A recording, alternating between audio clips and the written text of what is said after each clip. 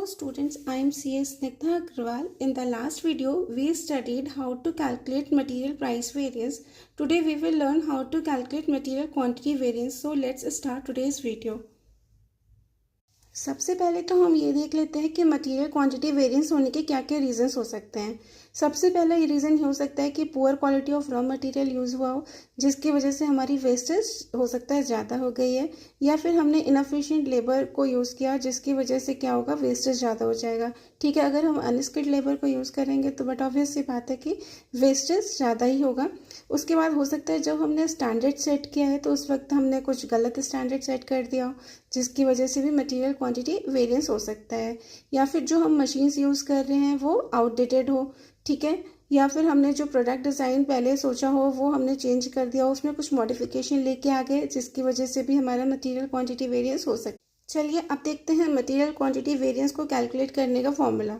ठीक है, material quantity variance को हम लोग मटेरियल यूसेज वेरिएंस भी बोलते हैं। इसको कैलकुलेट करने का फॉर्मूला होता है standard quantity for actual production minus actual quantity, फिर जो भी आएगा उसको किससे मल्टीप्लाई करेंगे, स्टैंडर्ड प्राइस से। ठीक है, अगर हमारी स्टैंडर्ड क्वांटिटी एक्चुअल क्वांटिटी से ज़्यादा है तो क्या होगा, ये हमारे लिए फेवरेबल होगा। ठीक है, क्योंकि हमारे एक्चुअल में कम पैसे खर्चे हो रहे हैं।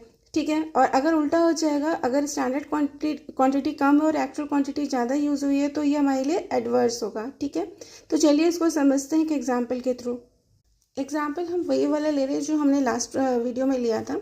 देखिए इसमें स्टैंडर्ड कितना दिया हुआ है, मटेरियल फॉर 7 kg और फिनिश्ड प्रोडक्ट 10 kg, यानी कि 7 kg आउटपुट बनाने के लिए हमें कितना रॉ मटेरियल चाहिए, स्टैंडर्ड का 10 kg। ठीक है, और हमारा एक्चुअल का आउटपुट कितना है, 21,000 kg।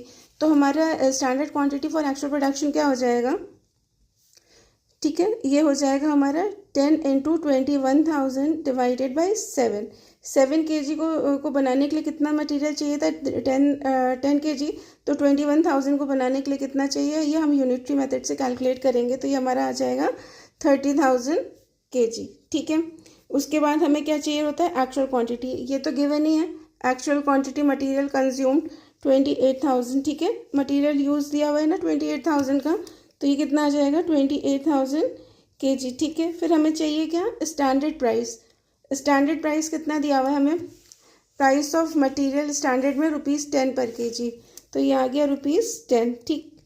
ठीक है, अब हम इसको फॉर्मूले में पुट करेंगे तो क्या हो जाएगा, ये 30,000 माइनस 28,000 इंटू 10, तो ये आ जाएगा 20,000, और ये होगा फेवरेबल, क्योंकि देखिए हमारी स्टैंडर्ड क्वांटिटी ज़्यादा है और एक्चुअल क्वांटिटी कम है, तो ये हमारे लिए फेवरेबल रहेगा।